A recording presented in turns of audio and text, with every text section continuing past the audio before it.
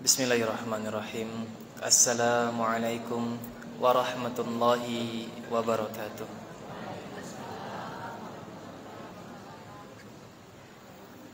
Alhamdulillah, alhamdulillahilladzi bini'matihi tatimmus shalihat. Asyhadu an la ilaha illallah wahdahu la syarika lah, wa asyhadu anna Muhammadan abduhu wa rasuluh. La nabiyya wa la rasula ba'da. Allahumma salli wa sallim wa zid wa barik wa an'im ala habibikal mustafa sayyidina wa maulana Muhammad Rasulullah sallallahu alaihi wasallam wa ala alihi wa ashabihi wa man tabi'ahum bi ihsanin ila yaumiddin. Qala Allah Ta'ala fi kitabihil karim, a'udzu billahi minasyaitonir rajim. Bismillahirrahmanirrahim. Syahrul Ramadan alladzi unzila fihi al-Qur'an hudan linnas wa bayyinatin minal huda wal furqan. Ila akhir ayat. Jamaah Masjid Al-Jihad rahimakumullah. Alhamdulillah, karena nikmat yang telah diberikan oleh Allah kepada kita, sehingga niat baik kita untuk melaksanakan amal solih berupa salat isya berjamaah, dan alhamdulillah kita lanjutkan dengan menuntut ilmu, mendengarkan tausiah, mendengarkan ceramah, mendengarkan keilmuan, dan insyaallah akan kita lanjutkan dengan salat tarawih berjamaah menjadi sempurna. Andaikan Allah cabut satu nikmat saja dalam diri kita, bisa jadi Allah tidak langkahkan kaki kita menuju masjid yang tercinta ini. Bisa jadi Allah tidak gerakkan hati kita untuk hadir mengikuti jamaah ini. Bisa jadi kita termasuk orang-orang yang Allah lemahkan imannya, atau Allah kurangi nikmatnya sedikit saja sehingga tidak hadir dalam jamaah-jamaah salat. Salawat dan salam semoga selalu tercurahkan kepada baginda kita Nabi besar Muhammad Rasulullah sallallahu alaihi wasallam, dan semoga ditambah pula nikmatnya, ditambah pula berkahnya kepada beliau, dan juga salawat dan salam semoga tercurahkan pula kepada keluarga beliau, kepada sahabat-sahabat beliau, dan kepada setiap orang yang mengikuti beliau hingga akhir zaman. Jamaah hadirin rahimakumullah. Alhamdulillahirabbil alamin. Malam ini kita mendapatkan tema adab membaca Al-Qur'an. Ya Pak ya. Adab membaca Al-Qur'an. Jamaah hadirin rahimakumullah. Kebetulan kita di bulan suci Ramadan yang punya gelar namanya Syahrul Quran, yakni bulannya Al-Quran. Maka sekarang banyak ramai di masjid-masjid diselenggarakan tadarus. Di rumah-rumah yang biasanya mengaji 1 halaman, 2 halaman, sekarang ngajinya 1 juz, atau ada yang setengah juz. Bahkan ada yang target, aku Ustaz nak hatamkan Ramadan iko 30 juz. Aku nak hatamkan sekali, aku nak hatamkan 2 kali, aku nak hatamkan 5 kali, Masya Allah. Begitu semangatnya umat Islam ini ketika masuk dalam bulan suci Ramadan. Jamaah hadirin rahimakumullah. Dewasa ini juga sering kita ya, beberapa tahun ini anak-anak ini mulai menghafal Al-Quran. Ada hafiz cilik Indonesia, ada MTQ yang semakin meriah, ada musabaqah tilawatil Quran, ada musabaqah hifdzil Quran, ada musabaqah yang lain-lain. Rumah-rumah Quran sekarang banyak merebak, rumah-rumah tahfidz sekarang banyak, TPQ semakin ramai, MDA semakin ramai. Bahkan di masjid-masjid ini bukan cuma anak-anak yang mengaji gini, Bu.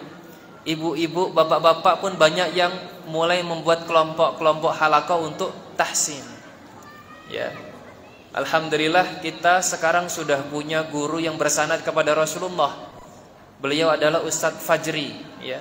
Beliau setiap hari Jumat, Sabtu, Ahad itu datang ke Curug untuk mengajarkan tahsin dengan metode Utsmani.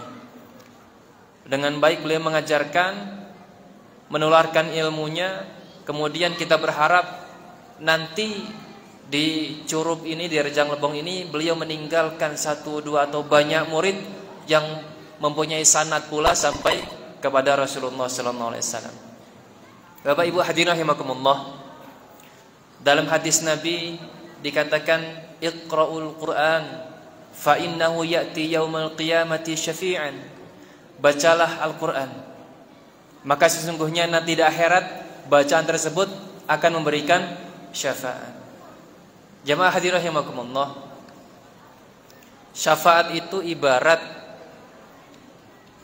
apa kalau kita sekarang ini ya, tiket yang spesial itu ya. Tiket emas. Kalau kita punya tiket emas untuk masuk ke bioskop, masuk ke tempat-tempat hiburan, kita didahulukan, Pak. Tiketnya VIP.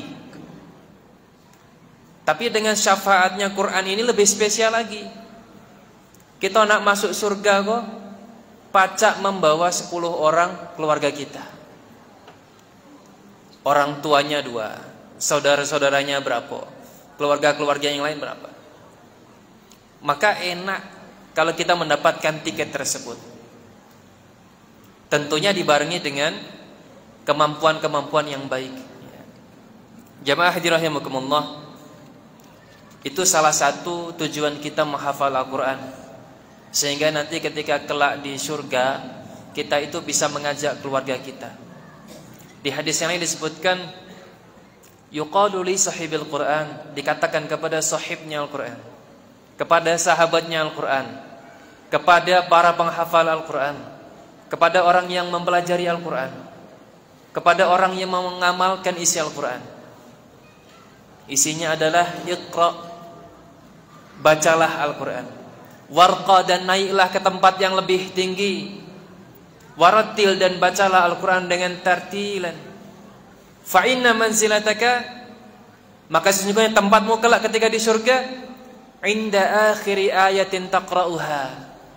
Kualitas tingkat kita ketika di surga nanti seperti kualitas bacaan kita ketika di dunia. Maka Bapak Ibu sekalian, membaca Al-Quran alhamdulillah sudah. Perlu kita ikut kajian-kajian tahsinul Quran. Perlu kita ikut kelompok-kelompok tahsinul Quran. InsyaAllah yang ibu-ibu ini banyak. Ada RGN, ada Rumah Quran Nusantara, ada Ustadzah Meti, ada Umi Hamidah, ada Umi banyak sekali. Yang bapak-bapak juga ada. Bisa ikut RGN, bisa Pak. Ikut kajian-kajian tahsin juga bisa.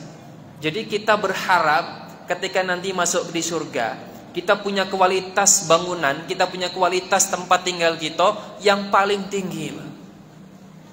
Bisa jadi kita masuk dengan amal kita, amal sholat, amal puasa, amal zakat, ketika masuk pintu ke dalam surga. Akan tetapi nanti di dalam surganya terdapat bangunan-bangunan yang tinggi, yang khusus, yang paling tinggi, orang dengan kualitas bacaan yang paling baik. Jamaah rahimakumullah, kami membawa satu buku ya, terbitan Ummul Qura yang ditulis oleh Imam An-Nawawi Ad-Dimashqi. Ya, beliau dari Damaskus. Ada 2 Imam Nawawi yang bermazhab Syafi'i, Imam Nawawi Ad-Dimashqi, kemudian Imam Nawawi Al-Bantani. Nah, yang saya pegang ini buku yang ditulis oleh Imam Nawawi yang dari Damaskus. Beliau merangkum dalam satu buku yang bernama At-Tibyan fil adab hamalatil Quran, yakni adab seorang penghafal Al-Quran, agar kita mengerti, oh inilah ternyata tujuan-tujuan kita, adab-adabnya, ada sopan santunnya untuk menghafal Al-Quran. Yang pertama beliau menulis tentang keutamaan membaca Al-Quran. Allah Subhanahu wa ta'ala berfirman, Innal ladhina yasluna Allahi wa aqamus salata wa anfaqu mimma razaqnakum razaqnahum sirran wa alaniyatan yarjuna tijaratan lan tabur liyuwaffiyahum ujurahum wa yazidahum min fadlih innahu ghafurun syakur. Sungguhnya orang-orang yang selalu membaca Al-Quran, kitab Allah, dan mendirikan salat dan menginfakkan sebagian rezeki yang kami anugerahkan kepadanya dengan diam-diam dan terang-terangan, mereka itu mengharapkan perdagangan yang tidak akan rugi, agar Allah menyempurnakan pahalanya kepada mereka dan menambah karunia-Nya.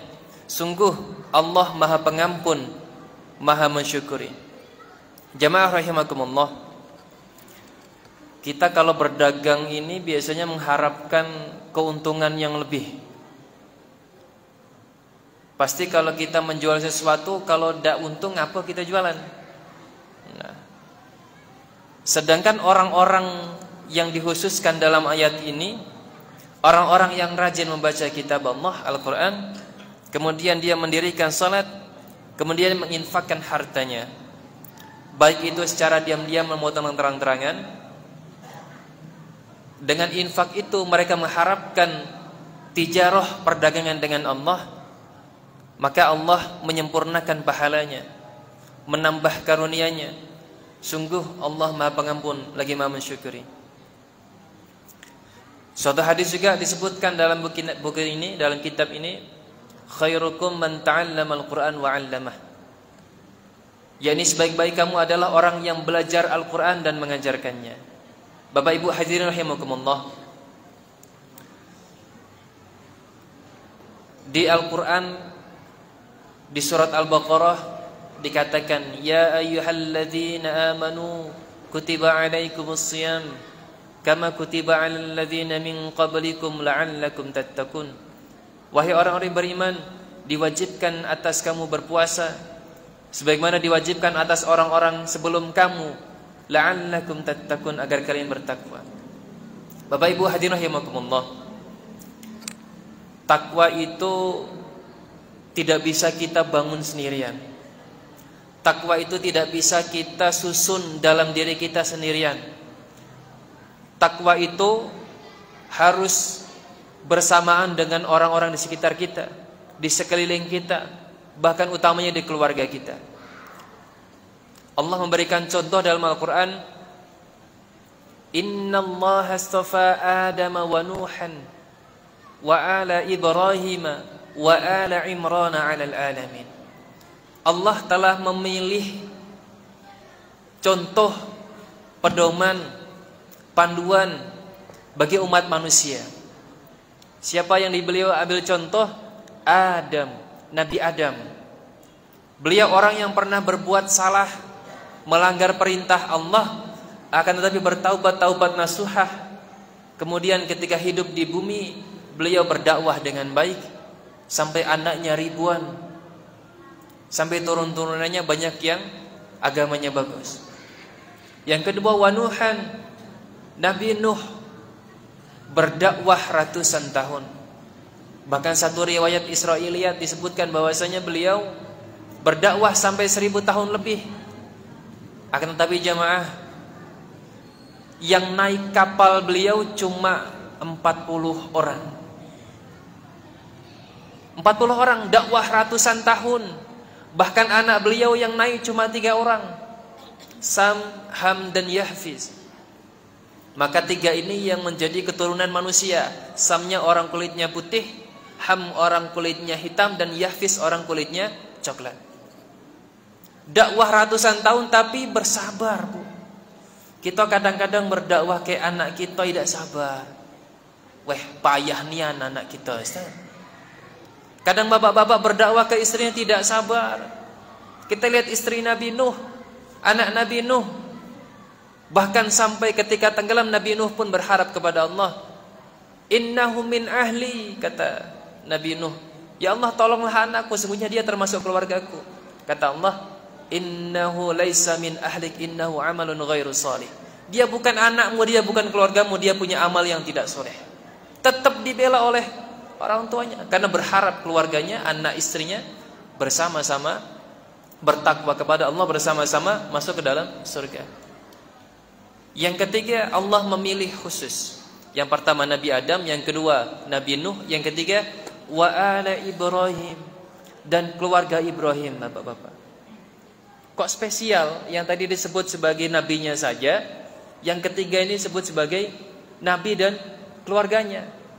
Bapak Ibu hadirin rahimakumullah, Nabi Ibrahim seorang nabi, punya gelar Abul Anbiya, bapaknya para nabi. Kenapa? Beliau punya dua anak, yang satu dari kecil sampai dewasa di Palestina, anak yang satunya dari kecil sampai dewasa di Mekah. Jauh Pak, Mekah dengan Palestina. Kalau dulu berbulan-bulan naik unta, naik kuda, sekarang mungkin mudah. Ibaratnya satu anak dipondokkan di Mekah, satu anak ditempatkan di Palestina. Tapi begitu baiknya mendidik Nabi Ibrahim, begitu baiknya Nabi Ibrahim mendidik istrinya, sampai ketika anaknya Ismail berkembang menjadi seorang nabi juga. Ketika anaknya Ishak yang berada di Palestina menjadi seorang nabi pula. Bahkan keturunan-keturunannya menjadi seorang nabi. Maka Allah pilih contoh yang khusus, Nabi Ibrahim dan anak-anaknya dan keluarganya.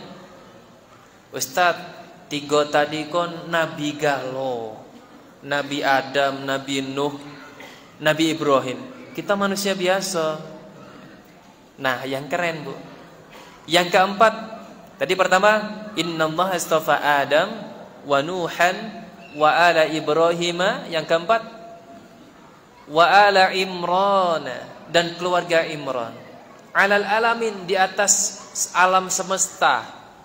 Jadi cuma 4 yang dipilih. Yang keempat, Imran, orang biasa, bukan nabi, tapi solehnya Masya Allah. Istrinya solehah Masya Allah. Ibadahnya hebat, Bu. Disebutkan dalam Quran itu, hunalika da'a Zakaria rabbah. Kemudian dilanjutkan dengan ayat selanjutnya, menceritakan bahwasanya Nabi Zakaria bersama saudaranya ini orang yang soleh. Saudaranya adalah Imran tadi. Sampai malam berdoa, sampai malam bertahajud, karena sudah tua tidak punya anak. Kemudian Nabi Zakaria mendapatkan kabar mempunyai anak, seorang nabi yang namanya Yahya. Imran seorang anak, punya seorang anak juga yang namanya adalah Maryam. Nah, bapaknya soleh, istrinya solehah, ketika hamil pun dinadarkan oleh ibunya Maryam. Inni nadartu laka ma fi batni muharraran fataqabbal minni. Kalau aku punya anak, aku akan hibahkan, aku akan serahkan kepada agama. Maka ketika anaknya lahir ternyata perempuan, Bu. Anak perempuan tidak pacak kalau kita taruh di masjid, tidak pacak kalau kita taruh di mihrab ketika itu. Karena anak perempuan ada masa-masa yang tidak bisa untuk masuk masjid. Tapi Allah tempatkan melalui Nabi Zakaria, ditempatkan di satu mihrab. Yang hebatnya lagi, kullama dakhala 'alaiha Zakaria al-mihrab wajada 'indaha rizqa. Setiap Nabi Zakaria masuk ke dalam mihrabnya Maryam, wajada 'indaha rizqa, terdapat di dalamnya rizki-rizki. Nak dikirim baju, ada baju. Nak dikirim makanan, ada makanan. Begitu hebatnya Allah bangun keluarga ini. Begitu hebatnya Imran mendidik keluarganya, sehingga Allah jamin anaknya ketika di mihrab. Maka bapak-bapak, ibu-ibu hadirin rahimakumullah, dengan momen Ramadan ini, Syahrul Quran ini, membangun takwa ini, kita ajak anak-anak kita ajak keluarga kita ajak istri kita, Pak, untuk ngaji di rumah, untuk tadarus di rumah. Kalau baca iktikaf di masjid dengan Quran yang tadi tujuannya kita mendapatkan syafaat ketika di dunia, maka insya Allah mudah dengan Ramadan ini. Kata Rasulullah SAW, al-mahiru bil Quran ma'a syafaratil kiramil bararah, walladzina yaqra'una Quran wa huwa yatata'ta falahu ajrani.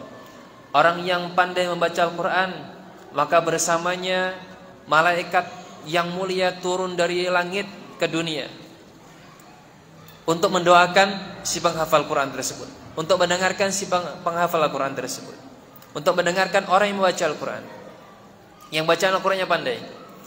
Walladzina yaqra'una Al-Quran, dan orang yang membaca Al-Quran wa huwa yatata'ta, dia terbata-bata, falahu ajrani, maka dia mendapatkan 2 pahala, tidak dikurangi sedikit pun pahalanya. Pahala ketika dia membaca Al-Quran dan pahala ketika dia berusaha membaca Al-Quran. Dalam hadisnya disebutkan beliau mempunyai kesusahan ketika membaca Al-Quran, terbata-bata atau tersengal-sengal, maka itu mendapatkan 1 pahala. Jamaah rahimakumullah, anak-anak kita mungkin sekarang sudah membaca Al-Quran, menghafal Al-Quran di sekolah-sekolahnya, di TPK-TPK-nya. Tapi kemarin kok ada satu bapak-bapak yang protes, saya lupa beliau di mana ya, saya lupa namanya juga. Protes, Ustaz, anak-anak ini ada musabakoh tilawatil Quran, musabakoh hifdzul Quran. Ngapa bapak-bapak ndak ado? Saking semangatnya bapak tersebut. Ngapa bapak-bapak ndak ado kajian atau lomba-lomba untuk menghafal Al-Quran? Kenapa ibu-ibu ndak ada untuk lomba-lomba menghafal Al-Quran? Padahal kami juga senang untuk menghafal Al-Quran, kata beliau. Maka semoga kita berharap nanti ya ada lomba untuk bapak-bapak, untuk ibu-ibu.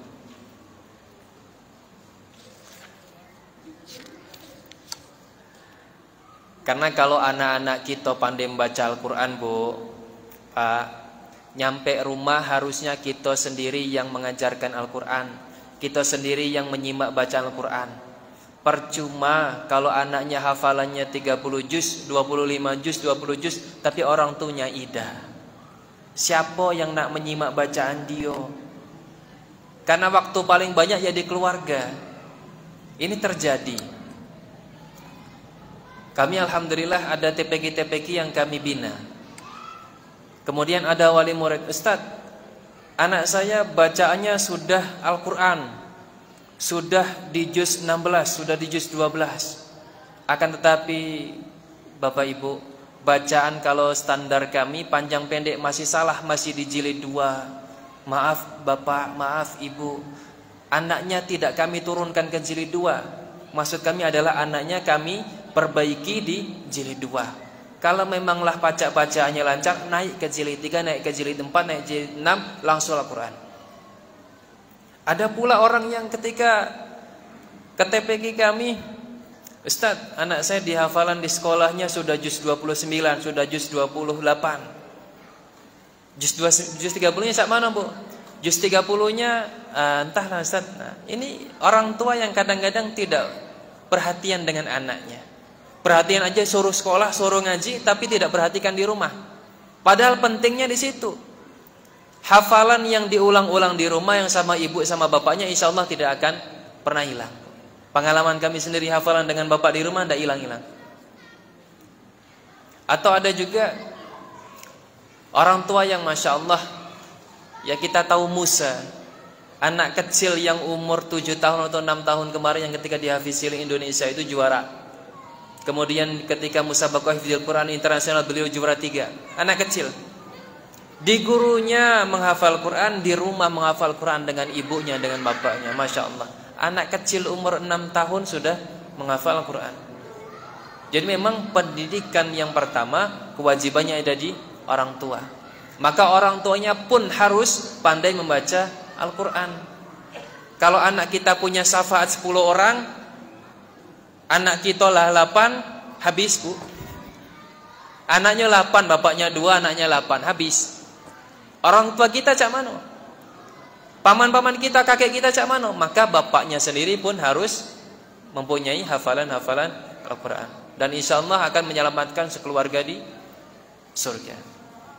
Insya Allah itu yang dapat kami sampaikan ya, semoga kita termotivasi untuk belajar Al-Quran, untuk menghafal Al-Quran ya. Karena di bulan Ramadan ini ada kesempatan yang bagus untuk memperbaiki bacaan kita.